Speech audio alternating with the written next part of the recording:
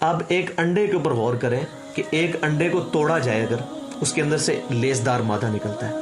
انسان سوچتا ہے، پاگل ہو جاتا ہے کہ انڈے کے اندر کوئی ایسی چیز موجود ہی نہیں ہے کہ جس سے اتنا خوبصورت رنگین چوزا باہر آ جائے. اور کئی پرندے تو کئی کلرز کے ہوتے ہیں، بندہ پاگل ہو جاتا ہے. اس لیسدار مادے میں کوئی ایسی چیز نہیں ہے جس سے چونچ جیسی سخت چیز بن جائے، پروں جیسی خوبصورت ایروفائل سٹرکچر والی چیز بن جائے. پھر آنکھیں بنے، نہ صرف آنکھیں، آنکھوں کے پیچھے شیشہ اور اس کے پیچھے بنائی بھی بن جائے. اس لیس کے اندر تو کوئی چیز موجود نہیں ہے کہ شیشہ بن جائے.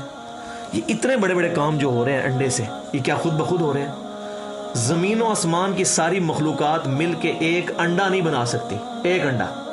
اور دنیا میں روزانہ ٹریلینز آف ایگز میں سے بچے نکل رہے ہیں، چوزے نکل رہے ہیں، اس کے علاوہ چیونٹیاں نکل رہی ہیں، چھوٹے مچھر نکل رہے ہیں. ڈریگن فلائی جو ہے یہ مکھی بھی انڈے میں سے نکل رہی ہے. اس کی ایک آنکھ کے اندر 25,000 ٹائنیز مائکرو آئیز ہوتی ہیں. ایک ڈھیلے کے اندر 50,000 آنکھیں ہیں اس کی، چھوٹی چھوٹی آنکھیں. یار یہ انڈے میں سے اتنی مشکل چیز بن سکتی ہے؟ زمین و آسمان کی ساری مخلوقات مل کے ایک ڈریگن فلائی نہیں بنا سکتی. تو جو کام زمین و آسمان کی ساری مخلوقات مل کے نہیں کر سکتی وہ خود بخود کیسے ہو سکتا ہے؟ اس کے اوپر غور کریں کہ جو کام کرنے سے نہیں ہو رہا، سارے مل کے اپنی ایفرٹ پٹ کر دیں، وہ کام نہیں کر سکتے، وہ خود بخود کیسے ہو سکتا ہے؟